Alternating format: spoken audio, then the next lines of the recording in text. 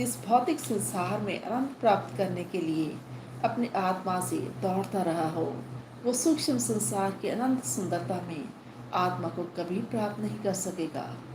वहाँ वो सिर्फ सूक्ष्म अनुभूतियों को, सुंदरता और सच्चाई को, जो एक ही चीज़ है, उनकी तरफ ज़्यादा भावुक प्रतिक्रियाओं को इकट्ठी कर लेता है। आगे कहते हैं योगानंद जी कि अनेक वर्षों तक मैं एनिसिनेटस और लॉस एंजल्स में पतंजलि के योग सूत्र और दर्शन के और गहरे ग्रंथों के ऊपर शिक्षा ग्रुप उन्होंने चलाई। एक दिन वो कहते हैं, एक शिक्षा ग्रुप के एक विद्यार्थी ने मुझसे पूछा, परमात्मा ने आत्मा और शरीर को जोड़ा ही क्यों? संसार के इस विकासशील नाटक को शुरू करने का परमात्मा का मकसद क्या था?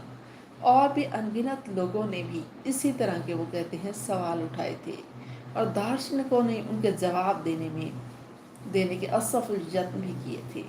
अब यहाँ वो बताते हैं कि श्री युक्तेश्वर जी मुस्कुराते हुए ऐसे सवालों पर कहा करते थे कि कुछ भेदों को अनंत काल में ही ढूंढने के लिए छोड़ दीजिए। व्यक्ति की तंग विवेक शक्ति अजन्मे पूर्ण ब्रह्म के अकल्पनीय उद्देश्यों को किस तरह समझ सकती है?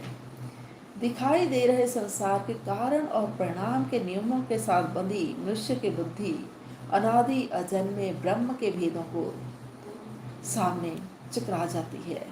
लेकिन अगर व्यक्ति की बुद्धि संसार के भेदों को नहीं समझ सकती, तो भी अंत में श्रद्धालु की खातिर परमात्मा अपने आप उसके सामने सभी भेद खोल देते हैं।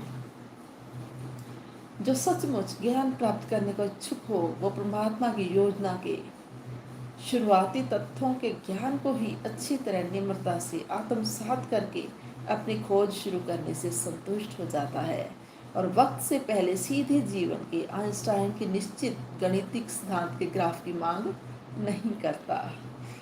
और आगे वो कहते हैं, दृष्टिगोचर संसार में व्यापक परम ब्रह्म के त्रिगुणात्मक स्वभाव का शास्त्रों ने सृष्टि, स्थिति और लय के प्रतीक में ब्रह्मा, विष्णु और महेश यानी रचनहार, पालने वाला और संहारकर्ता के रूप में वर्णन किया है। इन तीन कामों को स्पंदनात्मक संसार में लगातार इसी तरह से, वो कहते हैं, चलते रहते हैं, क्योंकि पूर्ण ब्रह्म या निर्गुण ब्रह्म व्यक्ति की समझने की शक्ति से परे है।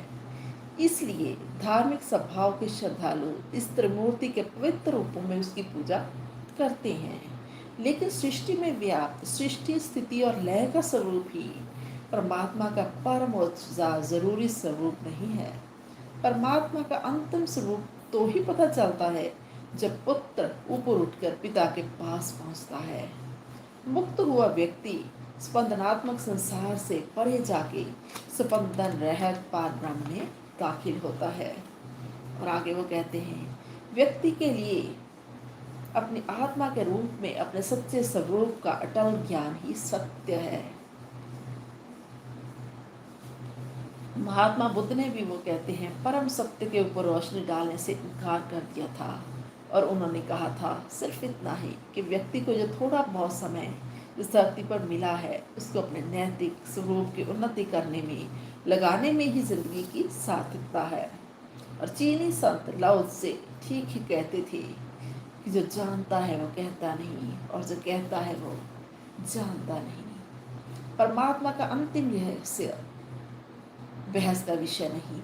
परमात्मा की गहरी भाषा को पढ़ना एक ऐसी कला है जो व्यक्ति किसी दूसरे को नहीं पढ़ा सकता। इस मामले में परमात्मा खुद ही एक गुरु होता है। स्थिर हो जाओ और ये समझो कि मैं परमात्मा हूँ। भगवान अपनी सर्वव्यापकता को चीख चीख कर नहीं दिखाते। भगवान के बोलों को अंतःकरण की गहरी शांति से सुना जा सकता है। पूरी सृष्टि में सृजनात्मक ओम स्पंदन के रूप में गूंजने वाले नाद के साथ एक रूप होने वाले श्रद्धालु के दिल में स्पष्ट वाणी के रूप में उजागर हो जाता है।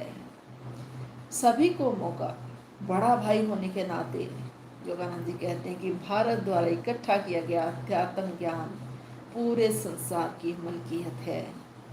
सच्चाई के साम्राज्य में जात या कौम का भेदभाव बेमतलब है। वहाँ तो सिर्फ सच को आत्मसात करने की आध्यात्मिक योग्यता की काबिलियत देखी जाती है। और अब साथियों, इस अध्याय